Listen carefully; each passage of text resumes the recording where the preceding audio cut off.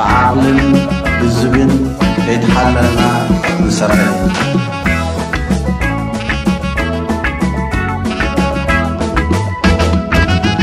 ሰላም ጤና ይስጥልን የተከበራችሁ የቀንደል ቲዩብ ተከታታዮች የፈንቅል ኦፕሬሽን የደርግን ሁለተኛ አብዮታዊ ሰራዊት ቅስም የሰበረና የኤርትራ ነጻነት አይቀሬነትን ያመላከተ ድንቅና አስደማሚ ፍጻሜ ነው። የዚህ ኦፕሬሽን ንድፍና እንከን የለሽ አፈጻጸሙን በተመለከተ በኤርትራ ቴሌቪዥን የተዘጋጀውን ዶክመንታሪ ፊልም በአራት ተከታታይ ክፍሎች ማቅረባችን ይታወቃል። ለዛሬ ደግሞ ክፍል 5ን እናቀርብላችኋለን።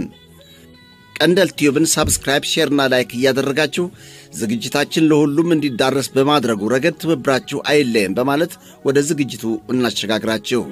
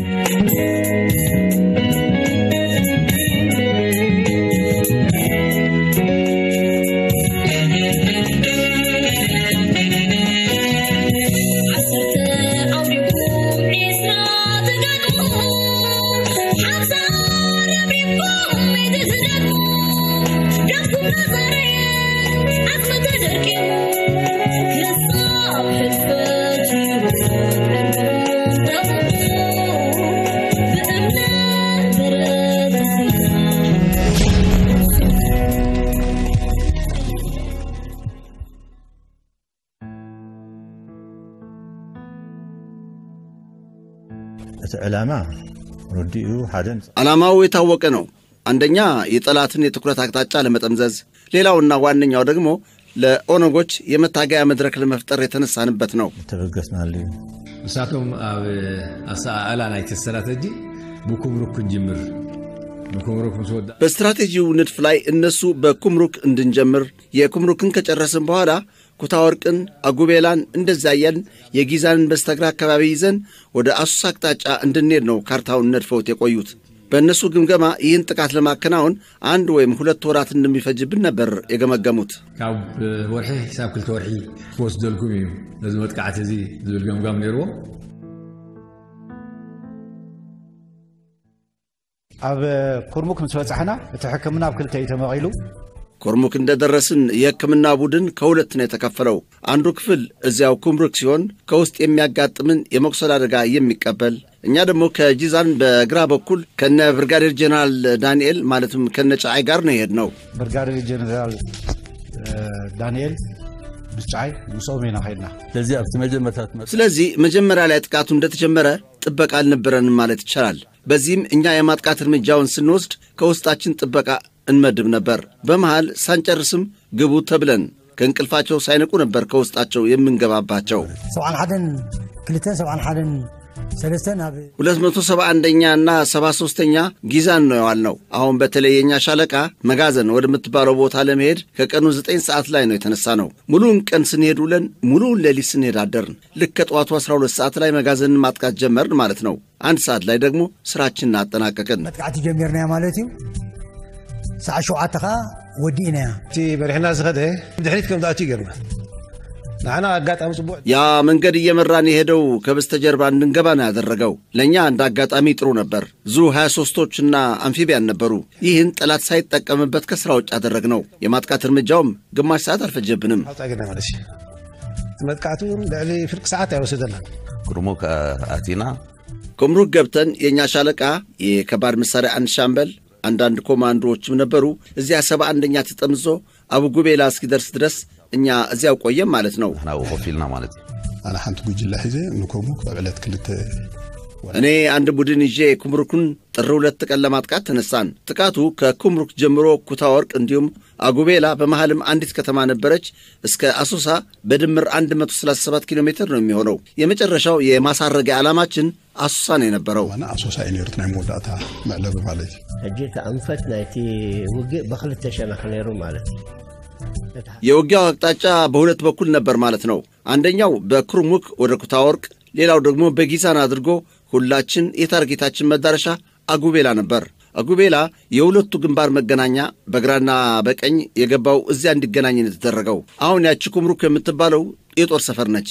ግን እሱ አንተተን ሲገለጽ እንደነበረው ከኋላ በኩል ዙረን ኩታወርቅ ትባላለች። ከኩምሩክ በ22 ኪሎ ሜትር ርቀት ላይ የምትገኝ ናት። እነሱ ውጊያ እንዲጀምሩ ከዚያ እኛ እንድናልፍ ነው እቅዱ። ኩታወርቅ ትባላለች 22 ኪሎ ሜትር አብ ኩርሙክ أجل الشو وجي كجمرو شو عن حنا نحل جنانا سرح داينيرو بمسرته نتنزل براتان የኛ ስራ የነበሩን ታንኮች አደጋ እንዳይደርስባቸው መከላከል ነው። ከፊት ለፊታቸው እየሄድን ፈንጂዎች እንጠርግላቸዋለን። ለማንኛውም ጥር 2 ቀን ጥቃቱ እንደተጀመረ ጥቃቱ ከበድ ያለ ነበር። መጀመሪያ ላይ የሱዳን መንግስት መስሏቸው ትንሽ ለመከላከል ሞክረው ነበር። የህዝባዊ ሰራዊታችን ጠንካራ ጥቃት ግን መቋቋም አልቻሉም። ስላልቻሉ ምንም ማድረግ አልቻሉም። ኩምሩክን ሙሉ በሙሉ ተቆጣጣርናት። በዚህ ጊዜ እኛ ፈንጂዎች አላገኘንም። ኦፕሬሽኑ እንደተጀመረ ግን ጠላት እስከ አሶሳ እንደምንሄድ ግምገማ ስለነበረው ጸረ ታንክ ፈንጂዎችን መቅበር ጀመረ። ጸረ ታንክ መቶክቲ حالات አሃዱ ሰለስተ ስራህ ቢሮ ከተሐሮ አንደኛ የኛ ጦር 3 ስራዎች ነው ያከናውን የነበረው። በአንድ በኩል የስለላ ጥናት፣ በሌላ በኩል የፈንጂ፣ በዚያ ደግሞ ይዋጋል። በዋናነት እኛን መሰናክል ይሆን የነበረው አካባቢው በደን የተሸፈነ መሆኑ ነው። ፈንጂ ለማውጣትም ሆነ ለመቅበር አስቸጋሪ ነበር። ጸገም ቀብል ጸገም ሽታና ናህና ቀጥታ እንደሐ የኛ ግብ የአንደኛ ጦር ኩታወርቅ ነው። ኩታወርቅ ነይሩ ኩታወርቅ ነበር። በዛን ጊዜ አገላለጽ እንደተባለው ጥናቱ የተዋጣለትና በጣም አመርቂ ነበር። እኛ የተዋጊ መሐንዲሶች በስልላ ጓዶቹ ተመርተን ነው የሄድነው። ሲባል እንደቆየው የተፈጥሮ እንቅፋቱ በጣም ከፍተኛ ነበር። ረግረግ የመላበትና በቀርከሃ የተሸፈነ ነው። አንዳንድ ቦታ ላይ ደኑን እየቆረጡና እየገላለጡ ነው የሚያሳልፉን። እንዳቆርዱን እንዳዓጾዱን ነው ጀሒፉኻ አላባበብሳና ምስራያ ኩታወርቅ እዛ ኃይል እዚ ካብ ኤርትራ ድመጽሕ በኩታወርቅ አለባበሳችንን እንዳዩ ይህ ኃይል ከኤርትራ መጣ ኃይል መሆኑን ስላወቁ መሸሽ ጀመሩ። መጀመሪያ ላይ ግን ህይወት የሚጠይቅ ከባድ ውጊያ ነው የነበረው። ለማንኛውም ተስፋህንስ በኩታወርቅ ውጊያ ተሰዋ ማለት ነው። ያኔ ሴቶች በተለይ አብዛኞቹ ከ17ኛ ነው የመጡልን። ማለት ያኔ የመጣው ያኔውኑ ዝቅሩ የሚባል አልነበረም። ሽዑ መጽናና ሽዑ ትረፋ ገለድ በኋላ የነበረን ዋላ ንባዕላ ዛ ምስጋና መራሒት ጋንታ ምስጋና የምትባለዋ የመቶ መሪ ከዚያ ነው የመጣችው። በዚያ አጋጣሚ ላስታውሳት የምፈልግ አስመረት ጓል ጥሮታ እዚያ ተሰዋች። የጓል ጥሮታ መስዋዕትነት ሂደት ልዩ ነው። እዚያ ጨርሰን በሰልፍ በመሄድ ላይ ያለን እዚያ ያለ ወድስዩም ባለቤቷ ነው። እኛንን ከፊታቸው የነበር ነው። ከፊታቸው ያለን ከመሃል ነው የመድፍ ተተኳሽ ነው ነጥሎ የጣላት።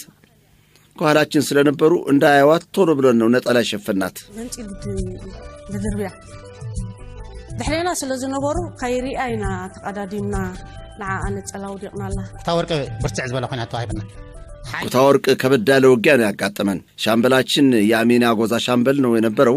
የ171ኛ ሻለቃ መርተን ለመግባትና ግንባሩን የመስፈር ሥራ ለኛ ሻምበል ነው የተሰጠው። የመጀመሪያውን ጥይት የተኮሰው እንድኩር የሚባል ወጣት ነው፣ ተሰውቷል። ከዚህ በኋላ ያለው ደን ነው ሲለን መሻገር ብቻ ነው የነበረን አማራጭ። በዳሰሳ ከሄድን በኋላ ከጠላት ጋር ድንገት ፊት ለፊት ነው የተገናኘ ነው። አሁን እንድኩር ጠላት ካለበት ቦታ ላይ እንደደረሰ ጥይት ሲተኩስና የጠላት ወታደር ደግሞ ቦምብ ሲወረውር አንድ ላይ ነበር። ውጊያው በዚህ ነው የሚጀምረው። ተሆነስ በዚህ አጅመር ሶፊናት መስተጀመረ ውጊያው እንደተጀመረ ታንኮች 2 እና 3 ቦምብ እንኳን አልተኮሱም። የነበሩትን ጎጆዎች እንዳቃጠልናቸው ወዲያው ነው የተሻገርነው። ውጊያው በኩታወርቅ ነው የቆየን። በአፈርና ግንድ የተከደኑ ጉድጓዶች ያሉበት መደበኛ ውጊያ ነው የነበረው። እዚያ ጉቡእ ኩናት ይነሩ ንሕናም ሰርከምናዮም ታንክታትና ወዳቡ እኛ እንደደረስንባቸው ታንኮቻችን ጉድጓዶቹን እንደረጋገጧቸው ውጊያውን ድል ማድረግ ተቻለ። እዚያ የቆየ የተማረከ ንብረት ነበር። 120 ያህል ሱዳናዊ ምርኮኞች እዚያ ቆዩን። ውጊያው እዚያው ነው ያበቃው እንጂ ከዛ ወዲያ ያለው ቀርከሃ የበዛበት ስለሆነ በቀጥታ መንገዱን ተከትለን የምትሄደው በቀርከሃ የተሸፈነ ስለሆነ ከመንገድ መውጣት አይቻልም። ካብ ጽርግያ ይወጽን ይሃ በርቃይ ተታዘዩ እዛ ከደርግ ጋር ኤስፒኤልኤ ስለነበሩ ጠንከር ብለው ነበር። ኩታወርቅ በአፈርና በግንድ የተሸፈነ ምሽግ ነው። እዚያ አንድ ሻለቃ የደርግ አንድ ሻለቃ የኤስፒኤልኤ ነበሩ። አያያዛቸው እንደዛ ነው። በጊዛን እንደዚያ በኩርሙኩም እንደዚያ ነበር አያያዛቸው። ደግሞም ደርግ ከሱዳን ጋር ይፋጠስ ስለነበር ከሱዳን ስርዓት ጋር ሰላም አልነበራቸውም ያኔ። በዚህም ደርግ ኤስፒኤልኤን ያስታጥቅ ስለነበረ ምሽጉ ጠንከር ያለ ነው። ኤስፒኤልኤዎቹ ተዋጊዎች ናቸው። ነገር ግን የገጠማቸው ህዝባዊ ግንባር መሆኑን ካወቁ በኋላ በቋንቋም ሊሆን ይችላል ከዚያ በኋላ አልተዋጉም። ከአጉቤላ በቀጥታ ወደ ጋምቤላ ነው ሄዱት። እኛ ከነሱ ጋር ጠብ የለንም ብለው አልተታኮሱም። መጀመሪያ ላይ እዛ የነበሩት ኤስፒኤልኤ ህዝባዊ ግንባር መሆናችንን ሳያውቁ ተዋግተውናል። ህዝባዊ ግንባር መሆናችን የታወቀው አሱሳ ከሄድን በኋላ ነው ባይነኝ። ምክንያቱም እነዛ ኤስፒኤልኤ የሚባሉት በግራ በኩል ሲሄዱ እናያቸው ነበር። በሰልፍ ጋምቤላ ወደ ተባለ ቦታ መሄዳቸውን ነው የተረዳሁት። ተሰሪዕምና አኹም ዝኸዲ ዝርዳአኒ احنا عند 10 እኛ ሃያኛዎቹ ወደ ኩርሙክ አቅጣጫ ሄድ ነው። ጀነራል ፊሊጶስ ከኛ ጋር ነበር። በኩርሙክ 8 ሰዓት ያህል እንደተጓዝን በማግስቱ ደግሞ 7 ሰዓት ያህል ሄደናል። በጠቅላላ ጉዞው 15 ሰዓታት ፈጅቶብናል። እዚያ የነበሩት በአጠቃላይ የማጥቃት እርምጃ የምንወስድበትን ቦታ አሳዩን። የዚያ ቦታ ትልቁ ችግር ደን መሆኑ ነው። አንዲት ጠባብ መንገድ ካገኘህ በሷ ለምትጨርሰው አንተ ጸባብ መንገድ እንድራይብጋ ባያቱ ወጣለን ሰለስተ ባል ወዲድ ወዝ ሐዝዋያታ አንድም ሳይነበረ ሶስተኛ ሻለቃ እነ ወዲዲቦ የያዟት ናት የነበረችው። እዚህ ላይ የሚገርመኝ እስካሁን የማይገባኝ እዚያ አጉቤላ የሚባል ቦታ ልክ እንደ የሳህል ምሽጎች እንዴት እንዳሰቡት እንጃ እንዴት ያሉ ጠንካራ ምሽጎች ሆነው አሰራራቸው ልክ እንደኛዎቹ ናቸው ያጋጠሙን። ለማንኛውም ውጊያው ጧት ተጀመረ። አሶሳ ሄደን ኢትዮጵያ ውስጥም ሄደን ደህና የሆነ ጠንከር ያለ ውጊያ ተዋጋንበት የምንለው ይህ ያጉቤላ ነው። ያም ሆኖ ግን የኛን የማጥቃት ፍጥነት ሊቋቋመው ስላልቻለ ደመሰስ ነው።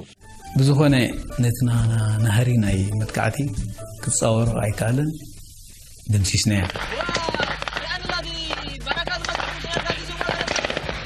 አጉቤላ ናይ በሐቂ ጽቡቅ ስራ ተሰርሐሉ። አጉቤላ በእውነት በእግረኞች ጥሩ ስራ የተሰራበት ነው። እዚያ እንደገባን የተመለከትነው የጠላት ሬሳ ማዕት ነው። አዘናግተው እንቅልፍ ላይ ያሉ ጉዳት ስላደረሱባቸው ጥሩ ድል መመዝገቡን አይተናል።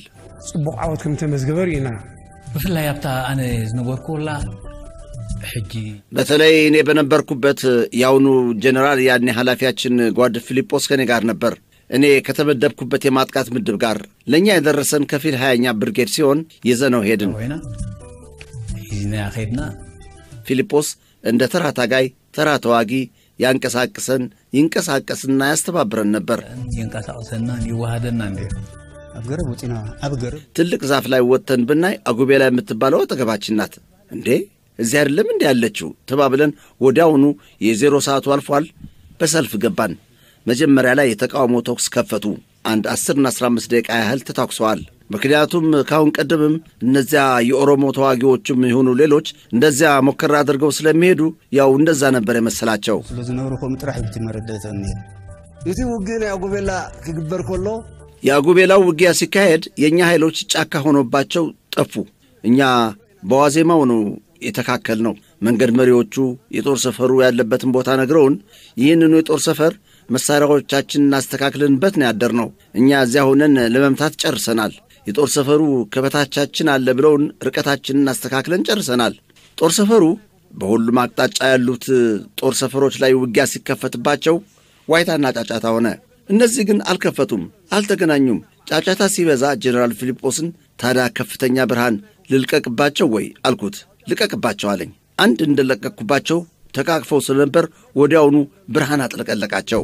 አንተ ገንበል ዝከበር ኩሎም ተሐቋቂፎም ጸኒham አባኹላ ተወልያ ማለት እጅብቲ ማዕስከር ነኤስፒኤልን አሁን ጦር ሰፈሩ ውስጥ የደርግና የኤስፒኤልኤ ሰራዊት አብረው ነው የነበሩት። ታርጌታችን ደግሞ በኩምሩክና በጊዛን የሚመጣው መስመር አጉቤላ ላይ ተገናኝቶ ወደ አሱሳ ስለሚቀጥል ቁረጡት የሚል ነበር መመሪያው። እኛ እሱን ከቆረጥነው በኋላ የሚወጣ ሰራዊትም ሆነ ታንክ አይኖርም። ከኛ ወዲያ ጓዶቻችን ከጀመሩት መስመር ወደ ነቀምት የሚያልፍ አይኖርም ማለት ነው። ጥቃቱን እዚያ ዘጋ ነው። ውጊያው አጭርና ከባድ ነበር። ናይቲ መጥቃዕቱ ዝባል ከቢድ ነርቱ ግን ሐጺር ከቢድ ነሩ አብታነ ነርኩ እኔ ከነበርኩበት ምድብ 6 ሰዎች ተሰውብን። ነቢያትና ምሕረት የሚባሉ ሴቶች የሚገኙባቸው 6 አባላት ተሰውብን ማለት ነው።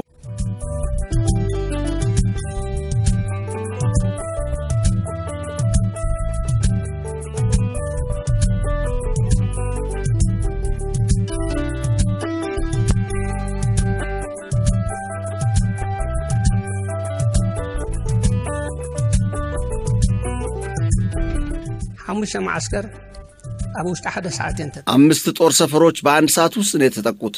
የረዘመ መስመር የነበራትና የጠነከረ ምሽግ አላት ተብላ የምትገለጸው አጉቤላ ናት። አጉቤላ 1 ሰዓትና 1 ሰዓት ተኩል ባልሞላ ጊዜ ውስጥ ነው የተያዘችው። ከዚያ በኋላ በወቅታ ወርቅ የሸሹት፣ በጊዛን የሸሹት፣ በኮምሩክ የሸሹት ያው ሁሉም የተሰባሰቡት አጉቤላ ነበር። አጉቤላ ብዙ ጊዜ አይወስድና ብዙ ጊዜ አልፈጀብንም። አጥቂ ኃይሎቹ በፍጥነት የተሰጣቸውን ግቦች መቱ። የነበሩን ታንኮች፣ መድፎችና ዞዎች የነበሩትን ታርጌቶች በሚገባ መተው በፍጥነት ጠላትን ከመሃል ቆርጠን ወደ ጾሬ ገባን። ያ ከሁለት ተከፍሎ የነበረው ተዋጊ ኃይል ጾሬ ተገናኝቶ በጋራ ገሰገስን ማለት ነው። ነብረት ጾሬ ተራኺቡ ግስጋሰ በሐባር ገስግስና ማለት አጉዳ ያኔራ ባአጉዳ ተሰርሐት ያኔራታ ኤምዳድ አላ ልክ አባህረ ጎጆ ናት። የመሳሪያ ግምጃ ቤቱ በጎጆ የተሰራ ነበር። ልክ እሷ ላይ ምታ ሲለው ኢድሪስ ሳልህ በአንዲት አርቢጂ ቦምብ ሲመታት ከስር ብድግ ብላ ወጣ። ልክ አዲስ እንደተሰራ ጎጆ ቁጭ አለች። ከዚያ ራሱ መተኮስ ጀመረ። እኛ አንደኛ ሻምበል ጊዜ አልፈጀብንም። አጉቤላን ንጋት ነው የነበረው። በፍጥነት እንደተቆጣጠርናት አስፋልቱን ያዙ ተብለን ዋናውን መንገድ ያዝን ማለት ነው። ጻርና ያ ጽርጊያ ሐዙ ተባህልና ጽርጊያ ሒዝና ማለት ካፕተን ዝበርታ አኺናታ በመንገድ ዝገጠማና ናይ ጾሬ ያነራ መንገድ ላይ ካጋጠሙን ጠንካራ ከሚባሉት ውጊያዎች የጾሬ ነበር። ጾሬ ላይ ረዘም ላሉ ሰዓቶች ተዋግተናል። ምክንያቱም አካባቢው በደን የተሸፈነ ነበርና። በዚህ አጋጣሚ ከተወጉት ውስጥ የኛ ግዳይ ሀብቶም የተባለች ኦፕሬተር ነበረች። መንገድ ላይ ምናልባት በመኪና እንሄድ ስለነበር ንጉሰ ሙጋቤ በቀርከሃ ቅርንጫፍ ተመቶ የአይን ጉዳት ደርሶበት ነበር። ከላሃ ተመልሶ ስለዛርመካ ናይ አይን ጉዳት ዝፈጸሙ ነበር። ለተኩሉ አብ ታሪክ ደይር ሰዓና ግን ናይሙል ኢትዮጵያ ካርታታት ድረኸብናሉ ጊዜ አብይ እኔ ከሁሉም በታሪክ የማረሳው የመላው ኢትዮጵያን ካርታ ያገኘንበት ጊዜ እዚያው ነበር።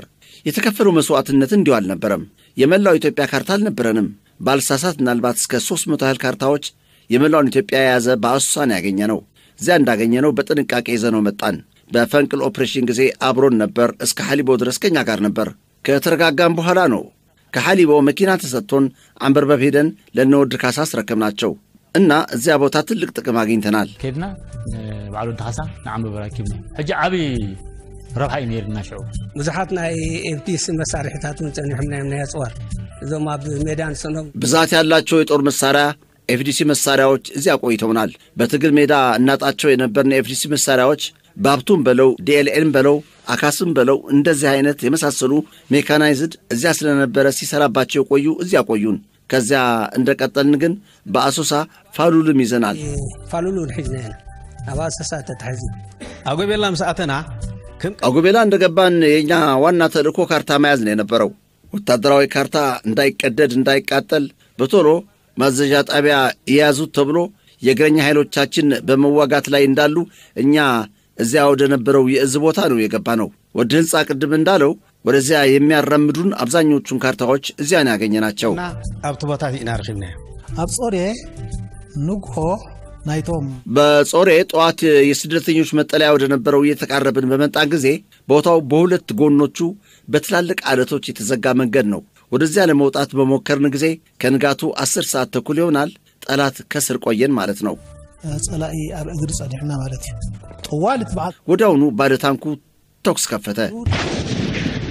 እንዳውም አንዳንድ ሰዎች አጠገቡ ስለነበሩ ጆሮአቸው ደነቆሩብን፣ ከታንኩ አጠገብ ስለነበሩ። ለማንኛውም በዚህ ምክንያት ተኩስ ከፈትን። ቦታው ጠባብ ስለነበረ አራፈደብን። ከረፈደ በኋላ ግን ጾሬ ወደሚባለው መንደር ገባን። ናት ጾሬ ዝባል አዳአቲና ጾሬ እንደገባን መንገድ ዘጉብን። ታንኮች መጡ። ታንኮች ሊያስከፍቱት አልቻሉም። ሞርታር አሳልፉ ተባለ። ምክንያቱም ቦታው ከፍታ ያለው ነው። 30 ቦምባ ሞርታር ነራናኒ 30 የሞርታር ቦምቦች ነበሩኝ። ሁሉንም እዚያው ተኮስናቸው። ከምሽጉ 40 ሬሳ ወጣ። ከዚያ በኋላ እኔ ቦምቦችን ስለጨረሱ ወደ ኋላ ቀረት አልኩ። ወደፊት እንድትቀጥል ቦምብ ያላት አንዲት የመቶ ትለፍ ተባለ። በዚህ ሂደት እያለን እሷን እንዳሳለፍናት ይህን ሰው ከኋላ የመቱት። እዚያ ቆሰለ። ሐኪም ይሉኛል። ሐኪም ላኩኝ። ቀጥለው አካፋና ዶማ አሉኝ። ማን ነው የተሰዋው አልኳቸው። ሰግዶ ነው አሉኝ።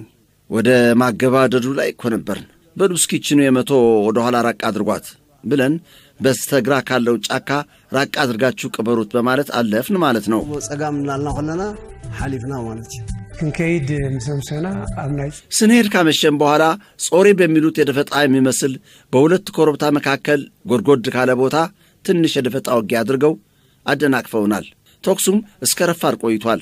ከዚያ በኋላ በመደናቀፋችን ምክንያት ወደ ጾሬ ለመውጣት በአካባቢው ፀሐይ በደንብ ስለወጣች የጦር አውሮፕላኖች መጥተው በጾሬ ከፍታ ቦታ ላይ ከነበሩት የኛ የአየር መቃወሚያ አንድ ወይም ሁለት መኪኖች ናቸው መሰል ሰውም ተጎድቶብናል። ከጾሬ ወደ አሶሳ በቀጠልንበት ጊዜ ግን አልፎ አልፎ የእግረኛ ውጊያ እንጂ የሜካናይዝድ ያን ያህል ውጤታማና ጎጂ አልነበረም። ሐሊፍካ ናይ ሐልታቱ ጉንበርት ናይ ሜካናይዝድ አልማን ሐሳይና ይነበራል። መጥቃዕቲ ተዛዚሙ ጥቃቱ ተጠናቀቀ። በማግስቱ ሲጠቀስ እንደቆየው መጀመሪያ ሰርቆነን በኋላ ጾሬን እያልን አምቦ 11 አምቦ 12 አምቦ 13 አምቦ 14 የሚባሉ ሰፈራዎች ነበሩ። ከዚያ የማጥቃት ሂደቱ አብቅቶ አሶሳ ገባን። አሶሳ አቲና ታክሳብ ስጋብ በአጣብቅኙ ቦታ እስከ 12 የሚደርሱ ጸረ ተሽከርካሪ ፈንጆች ተቀብረው ቆይተውናል። ታንኮቹን ማለፍ ስለከለከላቸው እግረኛ ሰራዊቱ አለፈ። ከዚያኛ ፈንጆቹን አውጥተን ታንኮቹ እንዲያልፉ አደረግን። አምዶሎን ጌርና አጥውሽቲ መሬት አሶሳ ምሳአተና ከአሶሳ መሬት ውስጥ እንደገባን እንደ ወንዝ በአንድ መንገድ ነበር የምንሄደው። እዛ እነ ሚዕልተንተን በተሰውበት ቦታ ግን አጣብቂኝ ቦታ ላይ እንደደረሰ መብራት አጥፍተህ ሂድ እየተባለ ሳለ ቁስለኞችን የጫነች ማርቸዲስ ከመንገድ ወጥታ ተንጠለጠለች። ቁስለኞችን ልናወጣቸው አንችልም፣ ምክንያቱም መኪናዋ ከወጣንበት መሄዷ ነው። ስለዚህ የሆነ መላ ፈጠር እንደተባለ ታንክ መታ መኪናዋን ያዘቻት። ከዚያ ቁስለኞቹን አወረድናቸው። ከዚያ በኋላ ደግሞ ታንኳ መኪናዋን ጎትታ ወጣቻት። አውሪድናዮም ብድሕሪኡ ስሒባ ነታ ማኪና አውፅያታ አይጎል አብጎላ ምስ በጽሕና ናይ ሓደ 30 አጉቤላ እንደደረስን የ30 ሰዓታት ጉዞ ከሄድን በኋላ አንድ ምሽት ላይ ሰራዊታችን መኪና ላይ ተሳፍሮ እያለ ካቢና አጋጠምን። እዚያ ካቢና አድርገውብን ቆዩ። ከዚያ ከመኪና ዘሎ በመውረድ ተኩስ ሆነ። 2 እና 3 ያህል ቆሰሉብን እንጂ የከፋ ነገር አላጋጠመንም። ግን ያጋጠመን አንድ ችግር ከዚያ ቁስለኞችን በመኪና ይዘን በመውጣት ላይ እንዳለን ትንሽ የመሬት መንሸራተት አጋጥሞን አንድ መኪና ተገለበጠችብን። ቁስለኞች ስለነበሩ ከመገልበጧ ጋር ተያይዞ ሰውነታቸው ተጎድቶ ስለነበር 2 ተሰውብን። መኪናዋን ደግሞ በታንክ ጎትተን ካወጣናት በኋላ ስራዋን ቀጠለች። ሄድን ቀጠልን ወደ አሶሳ። ኪንያ ስራሃ ቀጥላ ከና ቀጥልና አሶሳ አሶሳ በአሶሳ ብዙ ስብስብ ነገሮች ነው ያጋጠሙን። ምክንያቱም ከተማ አይተን አናውቅም። ከተማ ነው የገባ ነው። በየጋራው መዋጋት ካልሆነ በቀር ሌላ አናውቅም። እዚያ ማአት ሙጅሌ ነው ያለው። እኛ ከኮንጎ ጫማ ጋር ያገኘነውን ካልስ ነበር የምናደርገው። በሚያና ምስት ኮንጎ ማለት ነው። መብዛሕትኦም እዞም አብዛኞቹ እነዚህ ኦሮሞዎች ወደ ካልስ ነበር የሚሯሯጡት። ካልስ ብቻ ነው የሚፈልጉት። አሁን እኛ አይገባንም ነበር። ምን እያደረጉ ነው እንላለን። እኛ ወደ ንብረት ነው የምንሮጠው፣ እነሱ ደግሞ በአንጻሩ ወደ ካልስና መሰል ነገሮች ነበር የሚሮጡት። አሁን ሁሉን ነገር ሰብስበን ከጨረስን በኋላ መጨረሻ ላይ እግራችን መቁሰል ጀመረ። ሁሉም ሰው ሙጀሌ ያዘው ማለት ነው። በአንድ እግር ላይ 1 7 8 ወይም 9 ሙጀሌ ያልነበረበት የለም። ያ ትልቅ ተጽዕኖ አሳድሮብን ነበር። ግን እሱንም ተቋቁመን አለፍነው። ዳርጋን ሐሊፍና ማለት ጸላኢ ድፋዓት ነበረ ቦታ ክሳዲያ አባ ቁርብ ቀደናው ገና ኺሉ ጸላኢ ዘይኮይኑ ጠላት ምሽጎች የነበሩበት ቦታ አጣብቂ ነው። እዚያ ጠላት ትንሽ እንድንዘገይ ከማድረጉ በቀር ግስጋሴያችን ጥሩ ነበር። መጨረሻ ላይ ይህ ትንሽ ቢያዘገየንም የጸረ ማጥቃት እርምጃ ተወስዶ ቦታውን ካየው ምናልባት ጠቅሰውታል። ደን ነው፣ ጫካ ነው፣ ከመንገድ አትወጣም። ያም ሆኖ በነበረው የእግረኞቻችን፣ የታንከኞቻችን፣ የመድፈኞቻችንና የዙ ተኳሾቻችን ቆራጥነት ምክንያት አጣብቅኙ ቦታ ቆርጠን ግስጋሴያችን ወደ አሶሳ ሆነ ማለት ነው። እዚህ ግስጋሴ ላይ ምናልባት ከዋናው መንገድ ወደ ግራ ወይም ወደ ቀኝ ትንሽ ወጣ ያልክ እንደሆን አንደኛ ነገር ጫካ አለ። እንደገና ደግሞ ወደ አሶሳ ስንገባ ታንኮቻችን ረግረግ ውስጥ ገብተውብን ትንሽ የመዘገየት ሁኔታ ፈጠረብን። መጨረሻ ላይ ግን በዚያን ጊዜ ብቃት ያላቸው የጋራጅ ሰዎች ስለነበሩን ታንኮቹን ጎትተው በማውጣትና የነበሩትን ጉድለቶች ጠግነው እንደ አዲስ ወደ ሥራ እንዲገቡ ተደረገ ማለት ነው። ልክ ጥር 6 ቀን አሶሳን ያዝናት። ገለጎድ ለሃድ ነበረውን ጸጊኖም ከም በሐድሽ ናብ ስራሕ ከም ብነጥፋ ተገይሩ ማለት እዩ። ዕለት 6 ልክ ኣሶሳ ሒዝና እተን ምሩር ዝበላ ወይ ከዓ ሕይል ዝበላ ኮይና ዝገበርናለን መረር ጠንከር ያሉ ውጊያዎች ያደረግንባቸው በአሶሳ ነው። እኛ ከከተማዋ በስተግራ ለመግዳያ ብሎ የጠረጉት ገላጣ ሜዳ ያለ ሲሆን ወደዚሁ ሜዳ ለመሻገር ደግሞ በቀርከሃ የተያዘ ጥቁር ውሃ ስላለ ትጥቃችንን አንገታችን ላይ አንጠልጥለን ነው ቀርከሃ እየረገጥን የተሻገር ነው። እጥቅና ክሳድና ገርና ኢና አርቃይና ረገጥና ሰጊርና አታናይ መወዳእታ ናይ አሶሳ መጥቃዕቲ ነታ ከተማ ዝሕሉ ዕርዲ ነይሩ ከምድልክ አሁን ናይ ግንባርና አፋ ነበርከናለ በመጨረሻው የአሶሳው ጥቃት ከተማዋን የሚጠብቅ ምሽግ ነበር። በናቅፋ ግንባር እንደነበረው ቦይ የጠላት ጦር ሰፈሩ በጉድጓዳማ ቦይ የተከለለ ነበር። የጥቃቱ ፍጻሜ ሲሆን እኔ የመቶ ጓዴን ይዤ ገባሁ እና ያኔ ገባ እንዳልኩ ወንድቀሽ ሚካኤል ሰመራዓጣ አሰፋውና ደርሆ ናቸው ሸኙኝ። እንደገባሁ ሁሉም በሳር የተሸፈነ በመሆኑ ተጨናነቁ። መሃል ላይ ከሳሩ ወጣ ያለ ዛፍ ስለነበር እዚያ ላይ ወጣ ብዬ የፊት ለፊቴን ጠላት ለማማተር ሞከርኩ። ተበልኩ ሂጂ ሰለስተ ሻምቡቆ ናይ ታንኪ አሁን ስመለከት የታንክ አፈሙዛየሁ። ከፊት ለፊቴ 3 ኤሊዎች ስላሉ አርፒዲ ጨምርልኝ አልኩት። አረጋግጠሃል ይለኛል። አዎ አረጋግጫለሁ አልኩት። ለማንኛውም አርፒጂ ሊልክልኝ እየሞካከረ አልመጡልኝም። አንደኛና ሶስተኛ መቶ አልገቡም ነበር። እኔ እንደገባሁ የሚተኮሱ ጥይቶች ስለበዛብን ለጥ በሉ አልኳቸውና ለጣልን። ሁሉም ሳር ነው አይታይም። መጨረሻ ላይ ብፁዕ አምላክ የሚባል የጓድ መሪ ነበረ። ከኔ ጋር ለተንሰ የምትባል ደግሞ የመቶው ውስጥ እንደ ቡድን መሪ የቆየችኝ። አማራጭ የለንም እንግባ አልኳቸው። የጥይት ተኩስ ሲበዛብን ለጥ ብለን ተኛን። መጨረሻ ላይ አሰፋው ግባ ይለኛል። እሺ ገባለሁ እለዋለሁ። እንደገና ግባ ይለኛል። እሺ ሁላችን እነሳና አንዳንድ ቦምብ እንወርውር አልኳቸው። ሐራይ ካፍቴም ነው ወጥብለን እንደገና ሐራይ ኩላህና እንተሰሓ አንተ ቦምባንደር ብሎ እኔ ቻይና ቦምብ አወጣው። ሁላችን አንዳንድ ቦምብ ወረወርን። ከዚያ ያቺ ለተንሰ እልል አለች። እልል እያለች ስትነሳ ራሷን ተመታ፣ እዚያው ተሰዋች። ከዚያ እንደገና ወደፊት ራመድ እንዳል ብፁዕ አምላክ በጣም የምወደው ተዋጊ ነው። እሱም ጭንቅላቱን ይመታና ይሰዋል። ከዚያ አማራጭ ስናጣ ሽፍታ የሚባል ነበር፣ ወድቀሽ ይሉታል። ስሙ ዮሴፍ ነው። እኔ ተባብለን ከጠላት የቦይ ምሽግ ዘንድ ደረስን። አሁን እዚያ ገባ እንዳልን 4 የጠላት ወታደሮች ካናሉ ሁሉም አይደለም የተከደነው ከላይ ክፍት ከሆነ ኪስ መሳይ ጉድጓድ ውስጥ ቆዩን። ውጣ ብለን ጎንበስ ስንል 3ቱ ሸሽተው ሲሄዱ አንዱ ግን ጠበንጃ ለማንሳት ጎንበስ ሲል ወድቀሽ ይበለው አልኩት። አሁን ገና ድንን መስበልና ተንሰለስተ ሀዲመን ቀዳ አንተ ግን ብረት ከተልዕል ድንን ትብል ወድቀሽ ይበላ ብሎ ጠበንጃውን እስኪያቀና ዘገየ። ያኔ ዘልዬ ጉድጓድ ውስጥ ገባሁ። ወታደሩን በአንገቱ ይዤ እኔ የመገናኛ ሬዲዮ ይዤ ስለነበር ጠበንጃ አልነበረኝም። ወድቀሽን ግደልልኝ አልኩት። ንግሥት የሚሏት በፈንቅል ኦፕሬሽን የተሰዋች እሷ ዘላ በመግባት ጠጋ አድርጋ አንጀቱን ስትመታው ሸርተት ብሎ ወደቀ። ከዚያ ተያይዘን ወደ አሶሳ ከተማ ገባን። ሐይዝናን ከተማ አሶሳ ናቱ አሶሳ ምሳተና ኣብቲ ሕክምና አሶሳ ይናቲና ሆስፒታል አሶሳ ሄርዎ አሶሳ እንደገባን አሶሳ ሆስፒታል ውስጥ ነው የገባነው። እዛ እንደገባን ለማየትና አሰሳ ለማድረግ ስንንቀሳቀስ መጀመሪያ የቀዶ ጥገና ክፍል ነው የምታስሰው። እንፈልግ ተባብለን ከነ ገደም ጋር ሆነን አየን። የቀዶ ጥገና ክፍሉ ደም በደም ተጨማልቆ ነበር። ክፍሉ ውስጥ የነበረው አልጋ ሳይቀር እንዲሁ። የአንድ ወታደር የተቆረጠ እግር እስከነ ካልሱና ጫማው ጠረጴዛ ላይ ተቀምጦ ቆየን። ይሄ ክፍል አይሆነንም ብለን ሌሎች የተሻሉ ጸዳ ያሉ ክፍሎች አግኝተን ገባን። እዚያ ስራ በመስራት ላይ እያለን አሶሳ ውስጥ በአየር ድብደባ የተመታ ወደ ጎል መጣልን። እጁ ክፉኛ ነበር የተጎዳው፣ በትንትን ብሎ ነበር። አሁን ሳየው እንዴት ጤነኛ እጅ ሊሆን እንደቻለ በጣም ይገርመኛል። ወደ ጎል ታሪሞ ባመጽና ኢዶ በጣም ሕማቅ ያኔራል ትንትን ይላብዚ ሕጂ ከመገራ ኢድ ኮይና ከማን ገርመና እኔ خريو خلوه ودغدي ابت ከተማ አሶሳ ምዛተና ኪባውያ ወድግደይ አሶሳ ከተማ ውስጥ እንደገባን ሆስፒታሉ ውስጥ ኩባውያን አሉ ተባለ። አንድ የመቶ ጓዲዘ በመሄድ አጣራ ፈትሽ ብሎኝ ቢሄድ ሆስፒታሉን በሙሉ ፈተሽኩት። ኢንፊዥኑን በጥሶ የሄደ የተቆረጠ እጅ፣ የተቆረጠ እግር፣ የተቆረጠ ሌሎች የሰው አካላት ተዝረክርኳል። ይህን ጨርሼ አንዲት ሴት ከአንድ ቪላ ስትወጣ አየኋት። ጥቁር ኩባዊ ናት። ነይ ስላት ሸሸች። ስከተላት 6 ሆነው መጡ። በኋላ በአማርኛ አግባብተውን ኩባውያን መሆናቸውን ነገሩን። በቁጥራችን ስር የገቡ መሆናቸውን ጭራሽ አያውቁም። አሁን እናንተ ከቁጥራችን ስር ናችሁ ስንላቸው በሉ ሄሊኮፕተር እንድትመጣልን ስልክ እንደውል አሉኝ። የኔ የምደውሉ ስላቸው እዛ ጣቢያ እንሄድ አሉ። የለም አይሆንም፣ አሁን ስልክ የለም እዚሁ ቆዩ አልኳቸው።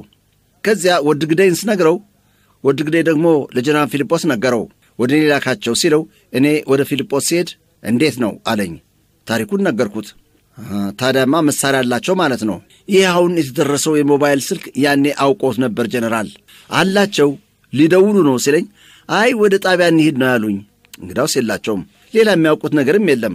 ኩባውያኑ ሰራተኛ ያለችም ምግባችን ማን ነው የሚሰጠን ምንድነው የምናደርገው ሲሉ ሰራተኛ ያለችም ብለን ከንብረት ክፍል ምግብ አምጥተው እንዲመገቡ አደረግን። አትመዘን አትየም ግን ምግቡን ኮንዘምጹ ጌርና ታሽም ጌርና ማለት ነው። ቋንቋ እንግሊዝ ብዙ አይከሉን ነው ግን ቁርብ ዝናይ ጣሊያን አይነት ነው። እነዚህ ኩባውያን የእንግሊዝኛ ቋንቋ ብዙ አይችሉም፣ ግን ትንሽ የጣሊያንኛ አይነት ስፓኒሽ ስላለበት ላነጋግራቸው ሞከርኩ። 3 ሐኪሞች፣ አንዲት የማደንዘዣ ሌሎቹ ደግሞ ነርስ ናቸው የነበሩት መሰለኝ።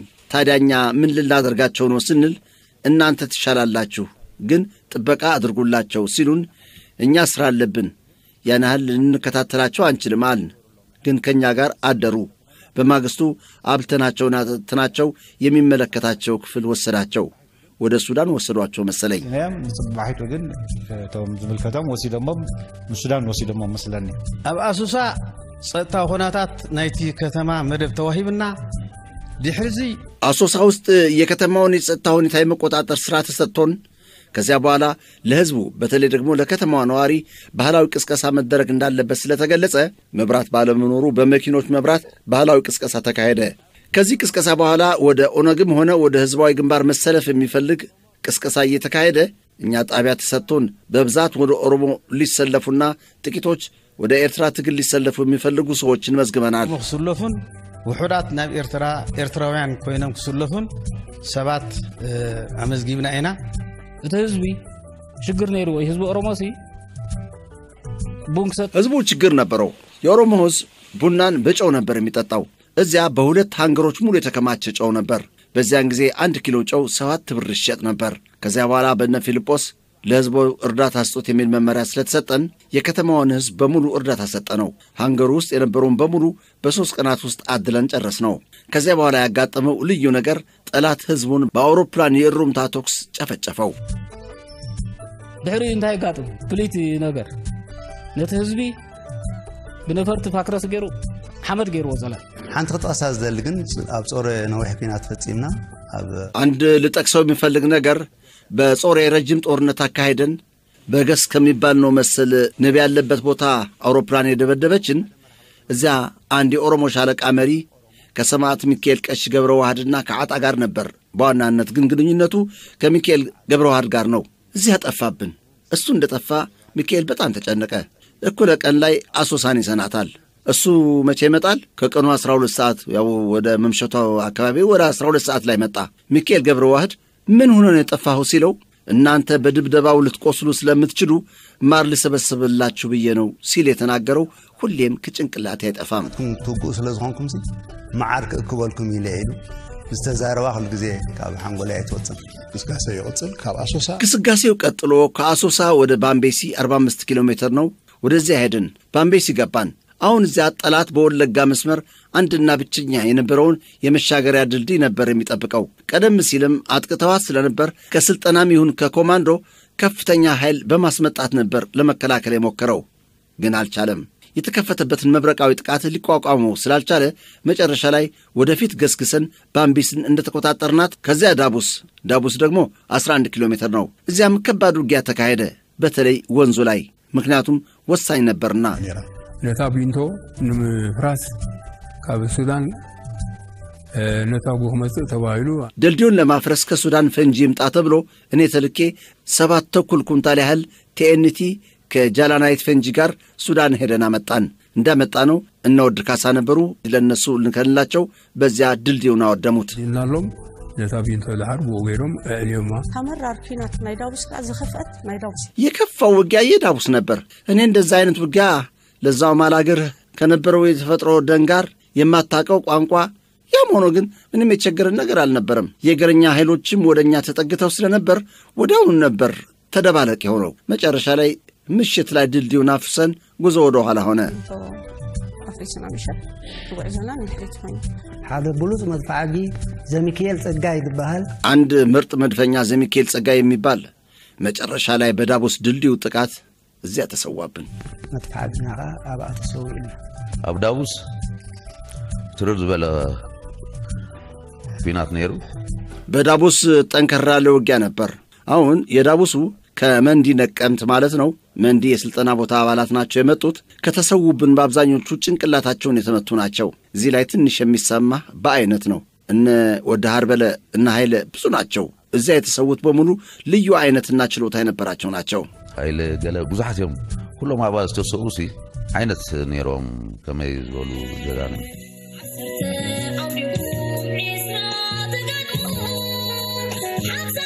የተከበራችሁ የቀንደል ቲዩብ ተከታታዮች እስካሁን ስትከታተሉት የቆያችሁት የፈንቅል ኦፕሬሽንን እቅድና አፈጻጸም በተመለከተ በኤርትራ ቴሌቪዥን የተዘጋጀውን ዶኩመንታሪ ፊልም 5ኛ ክፍል ነበር። 6ኛውን ክፍል በቀጣይ ዝግጅታችን ይዘን እንደምንቀርብ እየገለጽን ለዛሬ በዚህ እንሰናበታለን። ሰላም ጤና ይስጥልን።